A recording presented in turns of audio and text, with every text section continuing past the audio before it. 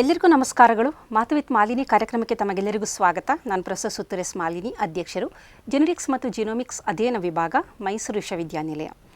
ಇತ್ತೀಚಿನ ದಿನದಲ್ಲಿ ಹದಿಹರೆಯದವರು ಲೈಂಗಿಕತೆಗೆ ಒಳಪಡುತ್ತಿರುವುದು ಸ್ವಲ್ಪ ಸಾಮಾನ್ಯ ಅನ್ನಿಸ್ತಾ ಇದೆ. ಆದರೆ ಈ ಲೈಂಗಿಕತೆಯಿಂದ ಉಂಟಾಗುವ ಅಪಾಯದ ಬಗ್ಗೆ ಅವರಿಗೆ ಅರಿವಿಲ್ಲ. ಎಲ್ಲೋ ಒಂದು ಕಡೆ ಲೈಂಗಿಕ ಶಿಕ್ಷಣ ಹದಿಹರೆಯದ ಮಕ್ಕಳಿಗೆ ಬೇಕು ಅಂತ ಅನ್ನಿಸ್ತಿದೆ. ಕಾರಣ, ವೈಜ್ಞಾನಿಕವಾಗಿ ನಮ್ಮ ದೇಹದ ಬಗ್ಗೆ ಅವರಿಗೆ ಅರಿವು ಉಂಟಾಗಬೇಕು.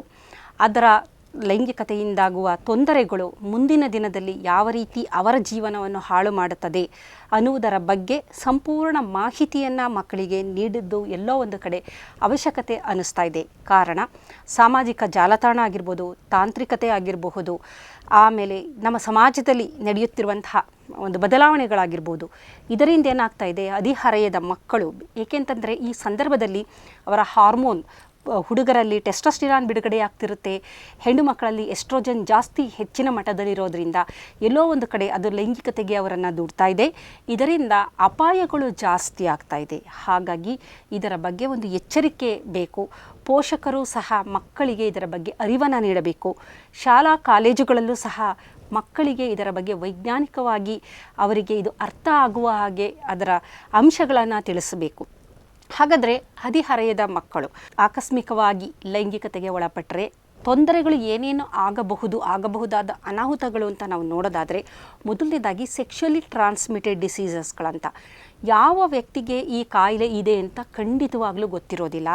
ಅದರಲ್ಲೂ ಕೆಲವೊಂದು ತೊಂದರೆಗಳಾದ ಕ್ಲಮೈಡಿಯಾ ಆಗ್ಬೋದು, ಸಿಫಿಲಿಸ್, ಗೊನೇರಿಯಾ ಮತ್ತು HIV ಇನ್ಫೆಕ್ಷನ್, HIV ಸೋಂಕು ಯಾವ ವ್ಯಕ್ತಿಗಿದೆ ಇಲ್ಲ ಅಂತ ಗೊತ್ತಾಗೋದಿಲ್ಲ. ಕಾರಣ, ಅದು ಏಡ್ಸ್ ಆಗೋಕ್ಕೆ ಬಹಳ ಸಮಯ ಬೇಕಾಗುತ್ತೆ.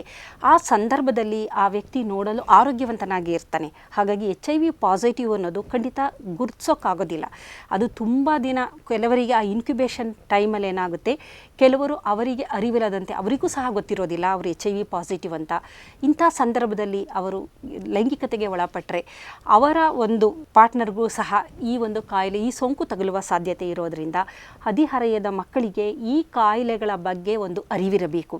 ಈ ಕಾಯಿಲೆಗಳು ಹೇಗೆ ಬರುತ್ತೆ, ಇದರ ಸಿಂಪ್ಟಮ್ಸ್ಗಳು ಏನು, ಇದರ ಗುಣಲಕ್ಷಣಗಳು ಏನು, ಇದು ಬಂದಾಗ ಯಾವುದಕ್ಕೆ ಯಾವ ರೀತಿಯ ಮದ್ದಿದೆ, ಅಥವಾ ಬಂದಾಗ ಯಾರನ್ನು ಸಂಪರ್ಕಿಸಬೇಕು, ಯಾವ ವೈದ್ಯರ ಬಳಿ ಹೋಗಿ ಚಿಕಿತ್ಸೆಯನ್ನು ಪಡೆಯಬೇಕು, ಅಥವಾ ಕೆಲವು ಕಾಯಿಲೆಗಳಿಗೆ ಮದ್ದೇ ಇಲ್ಲ ಅಂಥದ್ದು ಯಾವುದು, ಇವುಗಳ ಬಗ್ಗೆ ಆ ಮಕ್ಕಳಿಗೆ ಸರಿಯಾದ ಅರಿವು ನೀಡದಿದ್ದ ಪಕ್ಷದಲ್ಲಿ ಮುಂದಿನ ದಿನದಲ್ಲಿ ಬಹಳಷ್ಟು ತೊಂದರೆಗಳನ್ನು ನಮ್ಮ ಸಮಾಜವೇ ಎದುರಿಸಬೇಕಾಗುತ್ತೆ. ಇತ್ತೀಚಿನ ವರದಿಗಳ ಪ್ರಕಾರ ಹದಿಹರೆಯದವರಲ್ಲಿ HIV ಸೋಂಕು ಹೆಚ್ಚಾಗ್ತಾ ಇದೆ ಎನ್ನುವ ಅಂಕಿ ಅಂಶಗಳು ಬೆಳಕಿಗೆ ಬಂದಿದೆ. ಇದೊಂದು ನಿಜವಾಗ್ಲೂ ಅಪಾಯದ ಮುನ್ಸೂಚನೆ ಅಂತ ಅನ್ಬಹುದು. ಕಾರಣ, ಯಾವುದೋ ಒಂದು ಕುತೂಹಲದಿಂದ, ಬಯಕೆಗಳಿಂದ ಆ ಮಕ್ಕಳು ಮುಂದೆ ಏನಾಗಬಹುದು ಎನ್ನುವುದ ಅರಿವಿಲ್ಲದೆ ಈ ಥರದ ತೊಂದರೆಗಳಿಗೆ ಒಳಪಟ್ಟ ನಂತರ ಮುಂದಿನ ದಿನದಲ್ಲಿ ಎಷ್ಟೇ ಯೋಚನೆ ಮಾಡಿದ್ರೂ ಏನೂ ಪ್ರಯೋಜನ ಆಗೋದಿಲ್ಲ. ಕಾರಣ, HIV ಸೋಂಕಿತರಾದಾಗ ಅದರದೇ ಆದ ಒಂದು ನಡಾವಳಿಗಳು, ಅದರದೇ ಆದ ಒಂದು ಪ್ರೋಟೋಕಾಲ್ ಇರುತ್ತೆ. ಜೀವನದ ಪರ್ಯಂತ ಅವರು ರಿಟ್ರೋವೈರಲ್ ಡ್ರಗ್ಸ್ಗಳನ್ನು ತಗೋಬೇಕಾಗುತ್ತೆ, ARTಗಳನ್ನು ತಗೋಬೇಕಾಗುತ್ತೆ. ಹಾಗಾಗಿ ಮಕ್ಕಳುಗಳು ಇದರ ಬಗ್ಗೆ ಸಂಪೂರ್ಣ ಅರಿವು ಅವರಿಗಿರಬೇಕು. ಮತ್ತು ಯಾರ ಸಂಗಡ ತಾವಿದ್ದೀವಿ, ಅವರ ಆರೋಗ್ಯ ಹೇಗಿದೆ ಎನ್ನುವುದನ್ನು ಅವರು ಹೆಚ್ಚಾಗಿ ತಿಳ್ಕೊಂಡಿದ್ರೆ ಖಂಡಿತವಾಗ್ಲೂ ಈ ಥರದ ಸೆಕ್ಷುಯಲಿ ಟ್ರಾನ್ಸ್ಮಿಟೆಡ್ ಡಿಸೀಸ್ಗಳಿಂದ ಅವರು ಮುಕ್ತರಾಗಬಹುದು. ಇನ್ನೊಂದು ಬಹಳ ಮುಖ್ಯವಾದ ಮತ್ತೊಂದು ಕಾರಣ ಏನಂತಂದರೆ, ಲೈಂಗಿಕತೆಗೆ ಒಳಪಟ್ಟಾಗ ಅನಪೇಕ್ಷಿತ ಗರ್ಭಧಾರಣೆ. ಸಾಮಾನ್ಯವಾಗಿ ಆ ವಯಸ್ಸಿನ ಮಕ್ಕಳಿಗೆ ಯಾವುದು ಸರಿ ಯಾವುದು ತಪ್ಪು ಅಂತ ಗೊತ್ತಿರೋದಿಲ್ಲ, ಮತ್ತು ಗರ್ಭಧಾರಣೆಯ ಬಗ್ಗೆಯೂ ಸಹ ಸಂಪೂರ್ಣ ಮಾಹಿತಿ ಇರೋದಿಲ್ಲ. ಗರ್ಭಧಾರಣೆಯ ನಿಯಂತ್ರಣ ಅಂತ ಅವರು ಅನುಸರಣೆ ಮಾಡಿದರೂ ಸಹ ಕೆಲವೊಮ್ಮೆ ಅನಪೇಕ್ಷಿತ ಗರ್ಭಧಾರಣೆಯಾಗುವ ಸಾಧ್ಯತೆಗಳು ಇರುತ್ತೆ. ಆ ನಂತರ ಅದು ಅವರ ದೇಹದ ಮೇಲೆ ಯಾವ ರೀತಿ ಅದು ಪರಿಣಾಮ ಬೀರಬಹುದು, ಅವರಿಗೆ ಅದರಿಂದ ಆಗುವ ತೊಂದರೆಗಳು ಏನು ಎನ್ನುವುದರ ಅರಿವು ಆ ಹದಿಹರೆಯದ ಮಕ್ಕಳಿಗೆ ನೀಡಬೇಕಾಗುತ್ತೆ. ಕಾರಣ, ಇಲ್ಲಿ ಹಾರ್ಮೋನ್ ವೇರಿಯೇಷನು ಏನಾದರೂ ಪದೇ ಗರ್ಭಪಾತಕ್ಕೆ ಒಳಗಾಗಿದ್ದಾಗ ಅವರ ದೇಹ ಮತ್ತು ಮನಸ್ಸು ಎರಡೂ ಮುಂದಿನ ದಿನದಲ್ಲಿ ಹಾಳಾಗುವುದರಲ್ಲಿ ಸಂಶಯ ಇಲ್ಲ. ದೇಹದಲ್ಲಿ ಆಲ್ ಆಫ್ ಅ ಸಡನ್ ಏನಕ್ಕೆ ಅಂದರೆ ಒಂದು ಗರ್ಭ ಧಾರಣೆ ಆದಾಗ ಹಾರ್ಮೋನುಗಳಲ್ಲಿ ವೇರಿಯೇಷನ್ ಇರುತ್ತೆ. ಅದನ್ನು ಒಂದು ಸಡನ್ನಾಗಿ ವಿಡ್ರಾ ಮಾಡಿದಾಗ, ಗರ್ಭಪಾತ ಮಾಡಿಸ್ಕೊಂಡಾಗ ಹಾರ್ಮೋನುಗಳು ಸಡನ್ನಾಗಿ ವಿಡ್ರಾ ಆಗುತ್ತೆ. ಇದು ಅವರ ದೇಹದ ಮೇಲೆ ಒಂದು ಅಗಾಧವಾದ ದುಷ್ಪರಿಣಾಮವನ್ನು ಉಂಟು ಮಾಡೋದನ್ನು ನಾವು ನೋಡ್ಬೋದು. ಹಾಗಾಗಿ ಅನಪೇಕ್ಷಿತ ಗರ್ಭ ಧಾರಣೆಯ ಬಗ್ಗೆ ಮಕ್ಕಳಿಗೆ ಹೆಚ್ಚಿನ ಮಾಹಿತಿಯನ್ನು ನೀಡಬೇಕು. ಇದಾದರೆ ಅವರ ದೇಹದಲ್ಲಿ ಯಾವ ರೀತಿ ಬದಲಾವಣೆಗಳಾಗುತ್ತೆ, ಮುಂದಿನ ದಿನ ಅದು ಒಂದು ಸಂಪೂರ್ಣ ಬಂಜೆತನ ಅನ್ಬೋದು, ಪರ್ಮನೆಂಟ್ ಇನ್ಫರ್ಟಿಲಿಟಿ ಅಂತ ನಾವು ಏನು ಹೇಳ್ತೀವಿ. ಪುರುಷನಾಗ್ಬೋದು, ಅದು ನಂತರ ಅದು ತನ್ನ ಹದಿಹರೆಯ ಕಳೆದು ನಂತರ ಯೂತ್ ಆ ಒಂದು ಸ್ಟೇಜಲ್ಲಿ ಬಂದ ನಂತರ ಅದು ಮದುವೆ ಅಂತ ಆದಂಥ ಪಕ್ಷದಲ್ಲೂ ಸಹ ಇನ್ಫರ್ಟಿಲಿಟಿ, ಮಕ್ಕಳನ್ನು ಹೆರುವುದೇ ಇರುವಂತಹ ಒಂದು ಸ್ಥಿತಿ, ಅದು ಗಂಡು ಮಕ್ಕಳಾಗ್ಬೋದು ಹೆಣ್ಣು ಮಕ್ಕಳಾಗ್ಬೋದು, ಈ ಥರದ ಒಂದು ಪರಿಸ್ಥಿತಿಗೆ ಅವರು ಒಳಪಡುವ ಸಾಧ್ಯತೆ ಇರುತ್ತೆ. ಪರ್ಮನೆಂಟ್ ಇನ್ಫರ್ಟಿಲಿಟಿ ಅಂತ ಏನಂತೀವಿ ಅದು ಆಗುವ ಸಾಧ್ಯತೆ ಇರೋದರಿಂದ ಅದರ ಬಗ್ಗೆ ಹೆಚ್ಚಿನ ಒಂದು ಅರಿವು ಆ ಮಕ್ಕಳಿಗೆ ಇರಬೇಕಾಗುತ್ತೆ.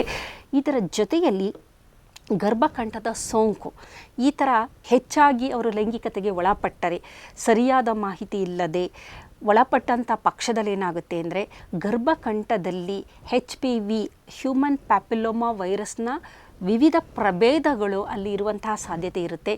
ಮುಂದಿನ ಹಂತದಲ್ಲಿ ಈ HPV ವೈರಸ್ಸಿಂದ ಅವರಿಗೆ ಸರ್ವಿಕ್ಸ್ ಕ್ಯಾನ್ಸರ್ ಬರುವ ಎಲ್ಲ ಸಾಧ್ಯತೆಗಳು ಇದೆ. ಹಾಗಾಗಿ ಇತ್ತೀಚಿನ ದಿನದಲ್ಲಿ ಸರ್ಕಾರದಲ್ಲಿ ಈ ಥರದ ಈ ಗರ್ಭಕಂಠದ ಕ್ಯಾನ್ಸರ್ ಬರದಿದ್ದ ಹಾಗೆ, ಅದನ್ನು ಸರ್ವಿಕ್ಸ್ ಕ್ಯಾನ್ಸರ್ ಅಂತ ಅಂತೀವಿ, ಕೆಲವೊಂದು ವ್ಯಾಕ್ಸಿನ್ಗಳು ಅವೈಲಬಲ್ ಇದೆ.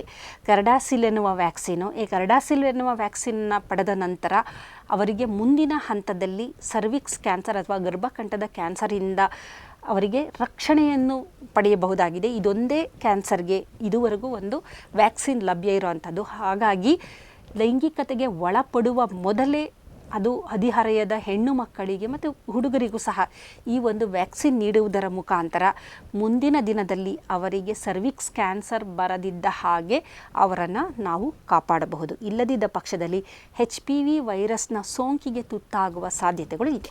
ಇದರ ಹೊರತಾಗಿ ಮೂತ್ರಕೋಶದ ಯುರಿನರಿ ಟ್ರ್ಯಾಕ್ಟ್ ಇನ್ಫೆಕ್ಷನ್ ಅಂತ ನಾವು ಏನಂತೀರಿ, ಯುರಿನರಿ ಟ್ರ್ಯಾಕ್ಟ್ ಇನ್ಫೆಕ್ಷನ್ ಇದಕ್ಕೂ ಸಹ ಒಳಗಾಗುವ ಸಾಧ್ಯತೆಗಳು ಇರುತ್ತೆ. ಕಾರಣ ಅವರಿಗೆ ಗೊತ್ತಿಲ್ಲ, ಅವರು ಲೈಂಗಿಕತೆಗೆ ಒಳಪಡುವ ವ್ಯಕ್ತಿಯಲ್ಲಿ ಯಾವ ರೀತಿಯ ಸೋಂಕುಗಳಿದೆ ಅಂತ ಗೊತ್ತಿಲ್ಲ. ಅದನ್ನು ಹಾಗೆ ಬಿಟ್ಟರೆ, ಅದರ ಬಗ್ಗೆ ಹೆಚ್ಚಿನ ಒಂದು ಗಮನ ಹರಿಸದಿದ್ದಾಗ ಮುಂದಿನ ದಿನದಲ್ಲಿ ಪೆಲ್ವಿಕ್ ಇನ್ಫ್ಲಮೇಟರಿ ಡಿಸೀಸ್ ಅಂತ ತೊಂದರೆಗಳು ಉಂಟಾಗಬಹುದು. ಮುಖ್ಯವಾಗಿ ಹೆಣ್ಣು ಮಕ್ಕಳಿಗೆ ಈ ಪೆಲ್ವಿಕ್ ಇನ್ಫ್ಲಮೇಟರಿ ಡಿಸೀಸ್ ಉಂಟಾಗುತ್ತೆ.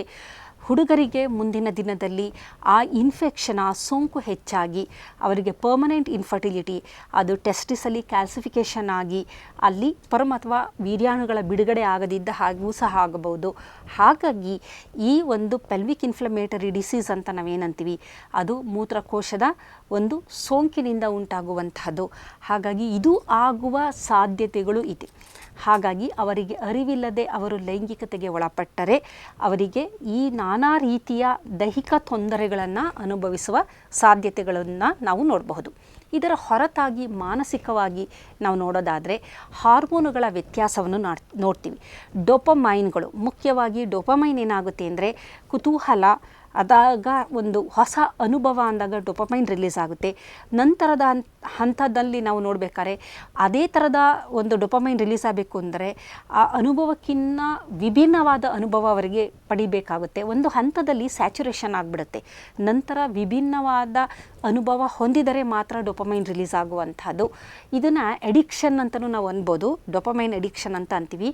ಈ ಆಲ್ಕೋಹಾಲ್ ಎಡಿಕ್ಷನ್ನು, ಸ್ಮೋಕಿಂಗ್ ಎಡಿಕ್ಷನ್ ಥರ ಇದು ಒಂದು ಎಡಿಕ್ಷನ್ ಅಂತಲೇ ಅನ್ಬೋದು, ಚಟ ಅಂತಲೇ ಅನ್ಬೋದು. ಕಾರಣ ಏನಂತಂದರೆ ಮೊದಲನೇದಾಗಿ ಧೂಮಪಾನ ಮಾಡುವವರು ಒಂದು ಸಿಗರೇಟ್ಗೆ ಅವರಿಗೆ ತೃಪ್ತಿ ಆಗ್ತಿರುತ್ತೆ.